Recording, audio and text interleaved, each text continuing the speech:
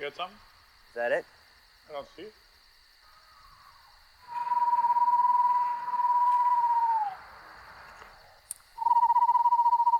That's me, Bob Schreiber, trying to spot an owl. I don't hear it. And this is my good friend, Vern Locks. Vern knows more about birds than anyone I know. You do a screech, I just saw it. And I know a lot of bird nuts.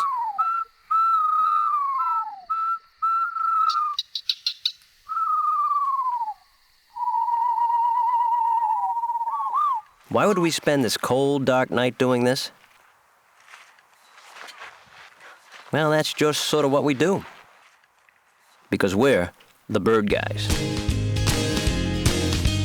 Folks always kid about why I like to hang around. Feathers and wings and things that like to fly around. Cold weather, bring your sweater, we gon' be here all day. Take you for a ride, that's what I say.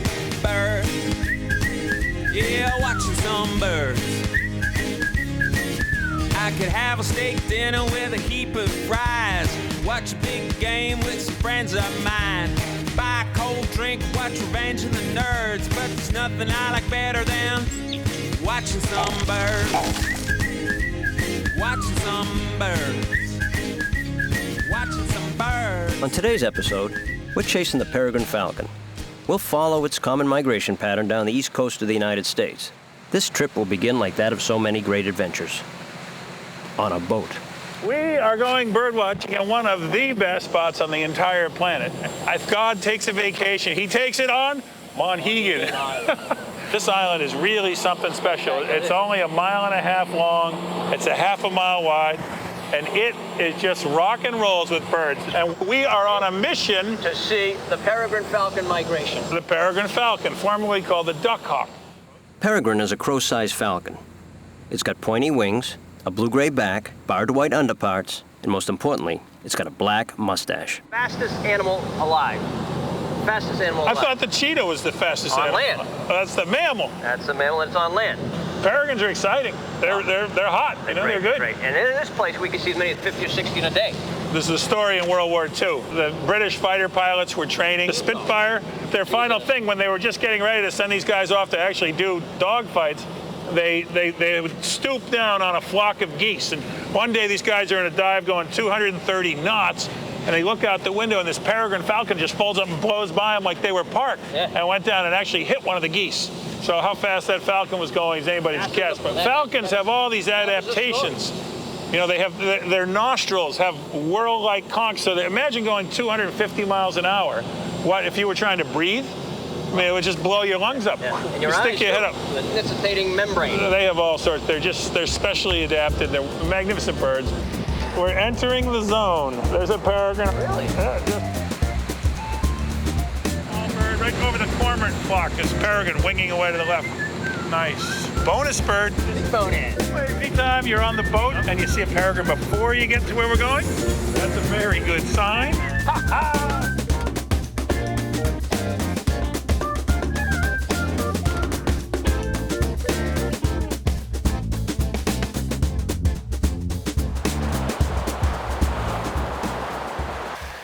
Good morning, Robert. We're here this morning. We're at Lobster Cove.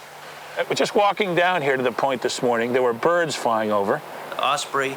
Flocks of northern gannets going by steadily. Double-crested cormorants are moving. This place acts as a life ring for birds, and they move during the night. As the light is coming up, the little bird looks down and goes, "Oh my God, we're stuck out. There's water everywhere." The birds realize they've got to get to cover, and this place, because it's so far out to sea, seems to pick up more birds than any place else. Falcons, which feed on other birds, they also know that this place is really good for land birds. And the falcons can utilize their superior speed and energy. It's almost like a no-fly zone. They get a bird out over the water. It's not a happy moment for the little land bird. Right at this spot, I've seen as many as 6 and even 8 falcons after one small, like a rose-breasted grosbeak. And that bird did not go on to enter the gene pool, I'm here to tell you. It was not a happy ending. He moves like a cat on these rocks. There's probably 400 ducks out here. They're called common eiders, largest sea duck in the world. And they're quite amazing. They're out here in this freezing water. This is like the Bahamas for them. You hit that water, if you're not out of there in a few minutes, you're going to die from hypothermia. Oh. An ounce of eiderdown is worth more than an ounce of gold. No kidding. Imagine that. Feathers are the most terrific insulating materials known. Better than fur, they're better than anything. How do you think they get the down off the ducks? Do they shoot the ducks, the hunters? How do you get them? You grab the duck and start pulling the feathers off? Actually, there's a whole technique to it. It's this eider farming. And what happens is when birds, particularly ducks, when they lay eggs, they lay a big clutch, 10 to 20 eggs. She plucks her breast, or the feathers fall out. They make a big downy pile. She can leave the nest, and that down is so good that the eggs will be fine for a long period of time. Anyway, the eider farmers know this. They come along, they find the nest, they take all the feathers. The female comes back, plucks her breast some more, makes another huge downy pile of feathers. And the eider farmers come along, and they take that nest. And what happens to survival of the eggs? The eggs hatch. No adverse impact. The young eiders are fine. Yep. Huh. We've got dozens and dozens of northern gannets fishing. What's really cool is they'll hang up there, and then they stoop down, and then boom! It's like a flying javelin. Yeah. Long pointed wing, really cool pointed looking. tail, pointed beak. They're all pointy. They go from sometimes 300 or 400 feet in the air. They got to be going 50, 60 miles an hour. Look at them. This trip was starting out even better than expected. There was no doubt we were in one of the best birding locations in the world. But as you might have guessed, we have a minor obsession with a particular bird, the peregrine falcon. A bird that was coming back from the brink of extinction. We decided we couldn't leave Monhegan without setting our eyes on this amazing bird.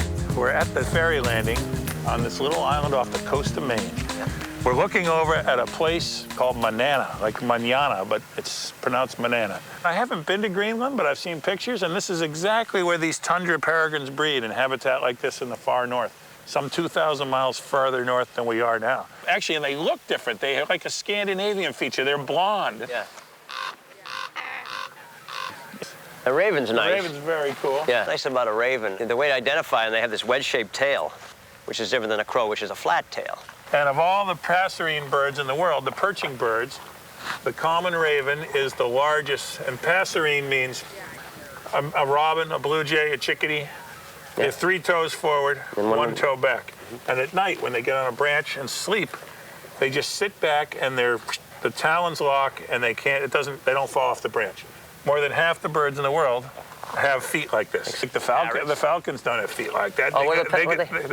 They have talons, real sharp, and basically the talons on a falcon are for just grabbing and holding on to prey, but not to kill it.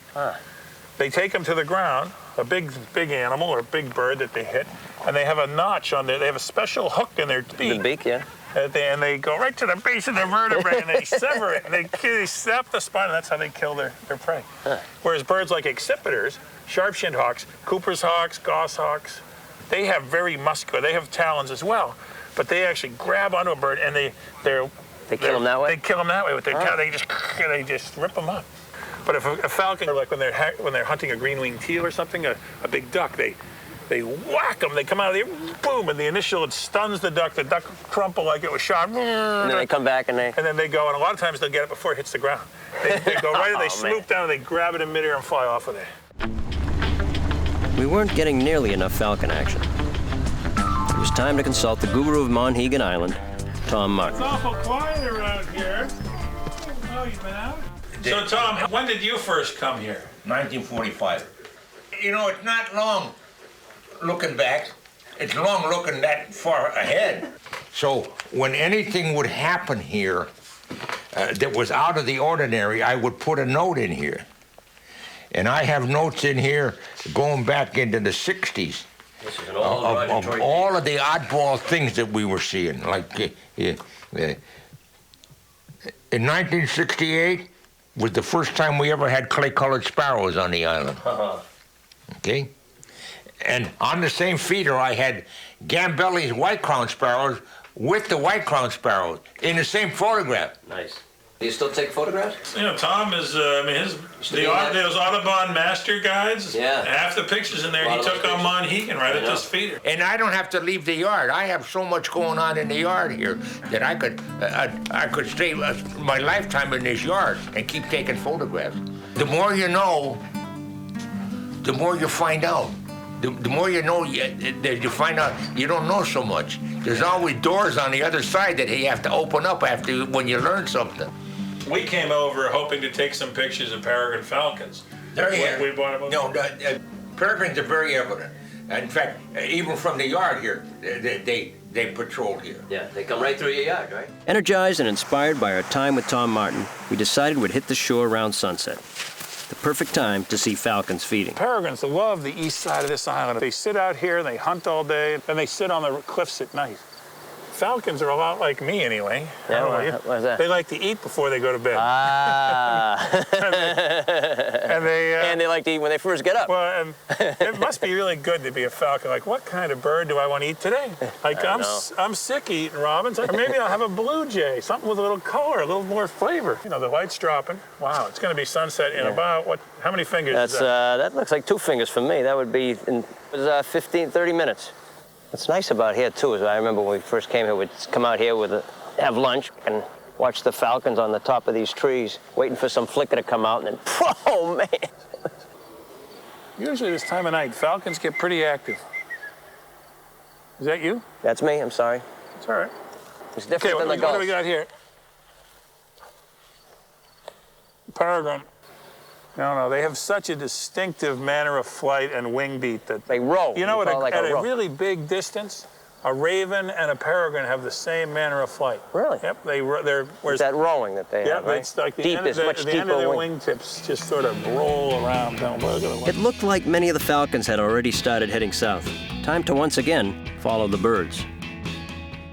So anyway, we've had a great time on Monhegan. The birding was incredible. Yeah. It was really good. Yeah, I mean, Peregrine falcons. Yeah, this place is spectacular. Like a treasure hunt, you know? You're looking around, we see new things every time. That's what's exciting about bird migration. Every morning every in the day, fall something out here different. is like Christmas you morning. You never know 'cause what you're going to see. That's right, and like You never know I what want you're to gonna see what was delivered to me in the evening sky. Exactly. That's fun.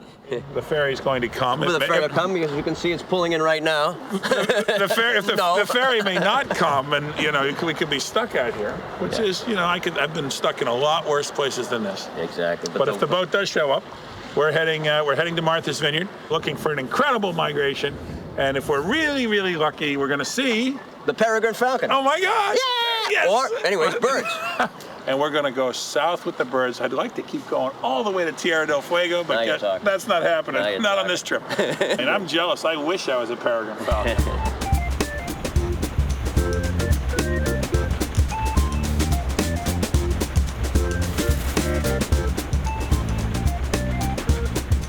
We finally make it to Martha's Vineyard. Martha's Vineyard is an island off the Massachusetts coast that attracts migrating birds as they travel south. They funnel down the island to the southwestern tip, the cliffs of Aquina, as they take off to warmer climes. This morning, we're there to see what we can see. Every day brings something new and exciting, whether it's a peregrine falcon or any bird.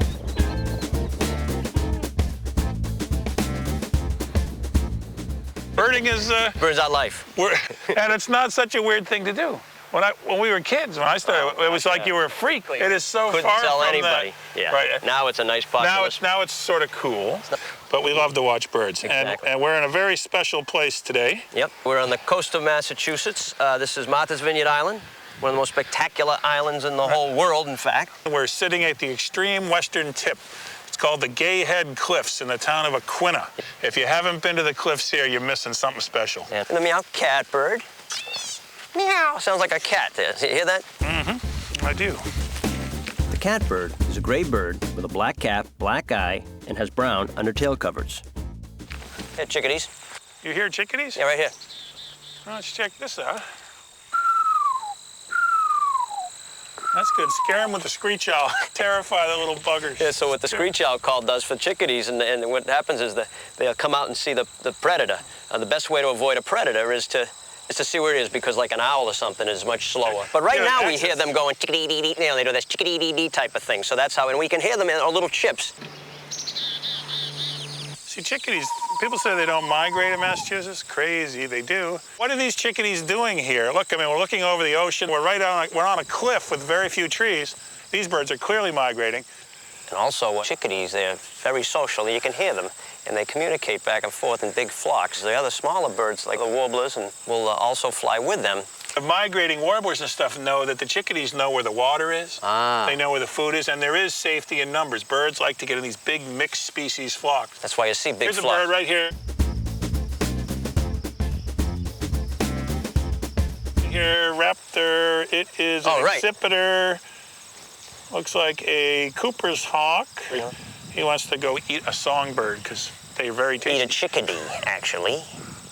No. And also what's interesting, too, with these chickadees, black-capped chickadees, we're finding that they have different accents.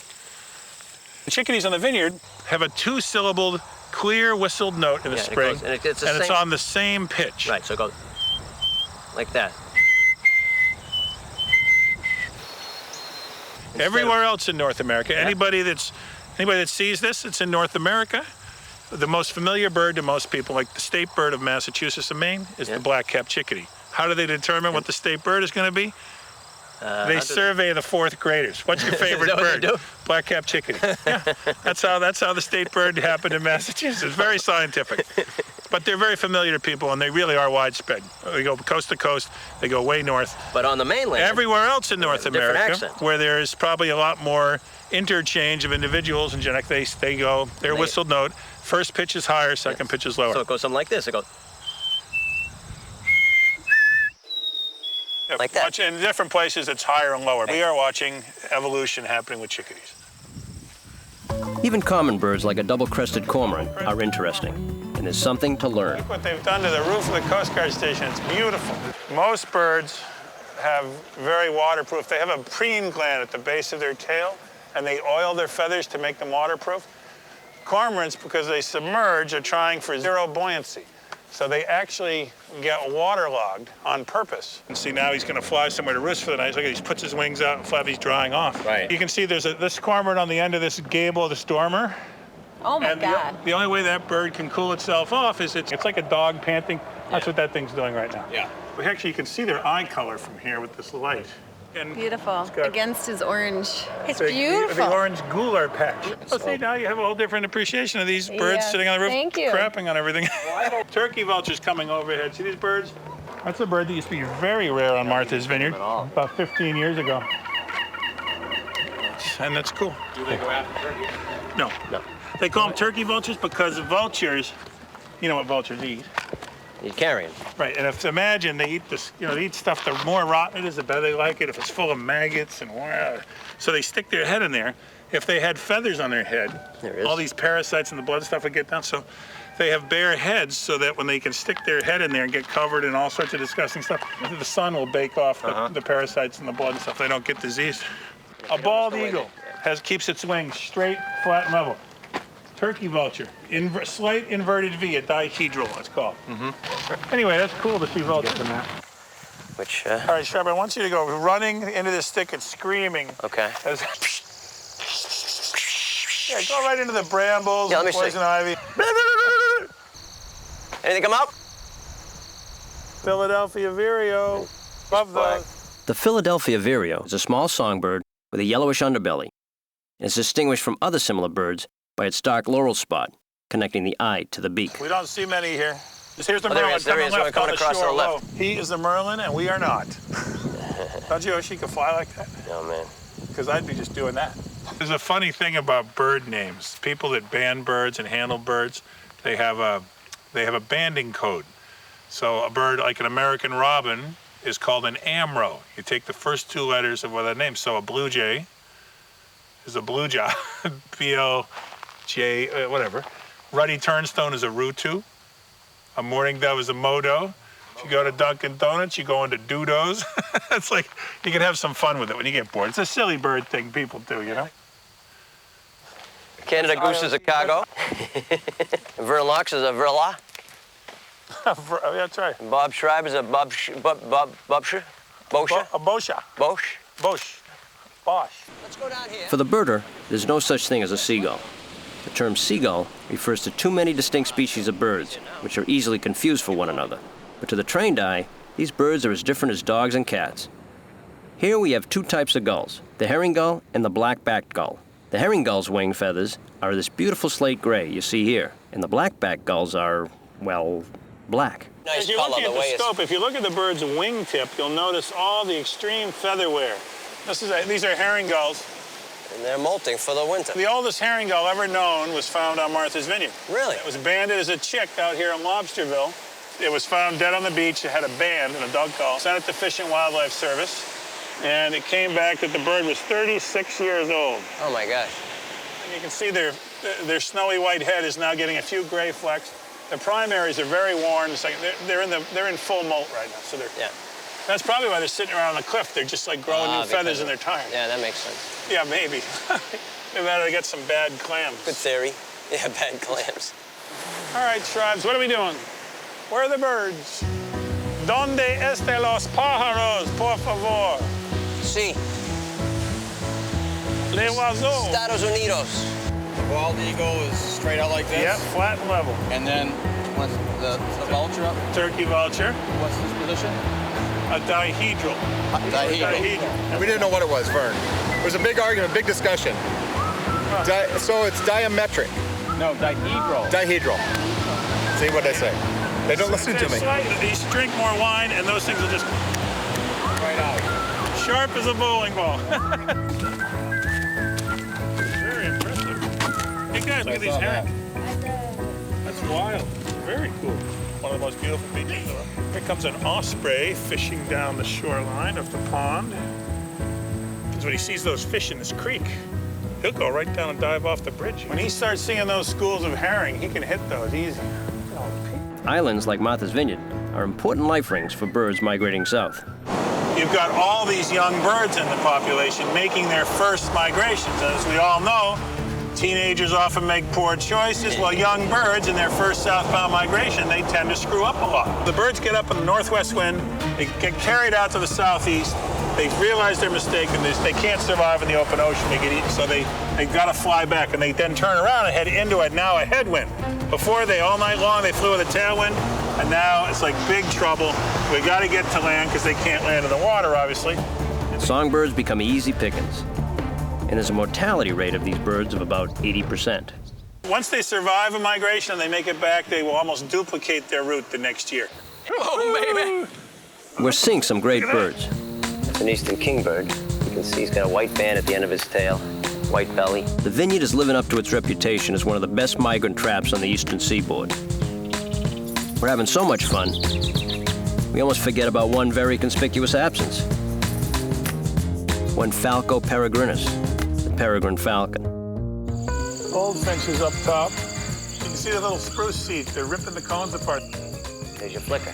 Yeah. Flicker. Crazy woodpecker. The skunk. Look at the skunk coming up here. Oh, man. Okay, can you stay up your feet?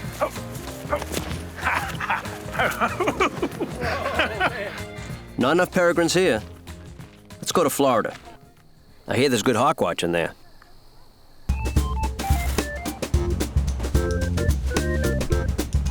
Our next stop is the Florida Keys.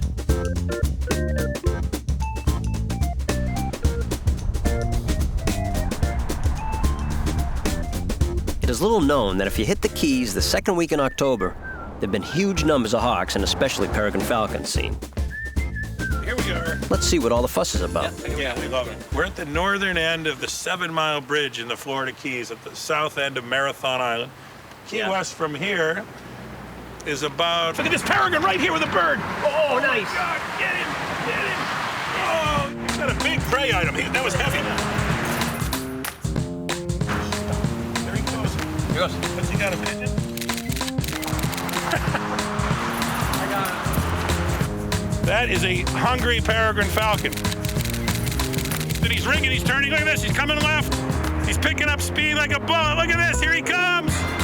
Here he comes right here. Look at him blasting. He's going after a turnstone. Where is he? Watch this, he's gonna come up. Wow, he just did a nice strafing run. There's a hawk watch on Marathon Key where they have seen a record amount of peregrines in one day. World record. Oh yeah, I know it. Yeah, I know it. It's by far. By 127 birds. It's a gas That's hawk. a gas hawk right there. So none to see the gas hawks? That's this one right here.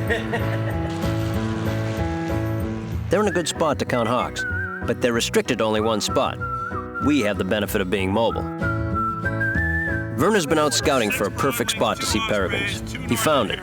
The peregrines are going nuts over Boot Key. I mean, there's a peregrine right there, blasting up low. We rent a flatboat to get a better look. See if we see any manatees. We're not disappointed. Yeah! Yippee! Peregrine! Peregrine! Listen to that peregrine screaming. Peregrine! Peregrine! Peregrine!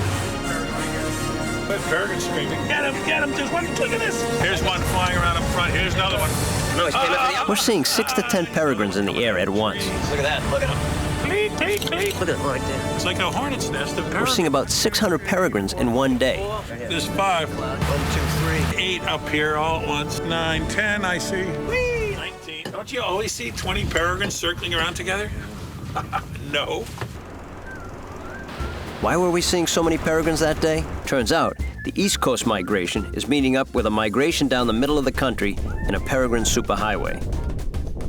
Thank you. Have fun and be safe. All right, we haven't hit anything in the last 10 minutes. If you hope there's a manatee right behind you. Look at this You might wanna Hey, watch. look at this manatee. This boat trip was full of surprises. No, that's a reddish egret, adult male. Ooh. Oh, nice. That nice? Yeah. It's beautiful. You can see the bicolored bill. Yeah, excellent. Reddish head, shaggy. One of the rarest herons in North America. Our journey south was turning out to be well worth the trip. From Maine to Martha's Vineyard to Florida. And yet, still, so much left to see. Luckily for us, birding is a lifelong journey. For now, we must say goodbye to our friend the falcon as it takes off on its long journey to the other side of the earth. We're the bird guys. I'm Bob Schreiber. And I'm Vern Locks. And until next time, keep your eyes to the sky. My old lady wants to go to the movies, play 5-card stud and take a ride in a hootie. But what I want, what I like to see is my feathery friends flapping their wings. Birds, watching some birds. Folks always kid about why I like to hang around. Feathers and wings and things I like to fly around. Cold weather, bring your sweater, we gon' be here all day. Take you for a ride, that's what I say. Birds, watching some birds.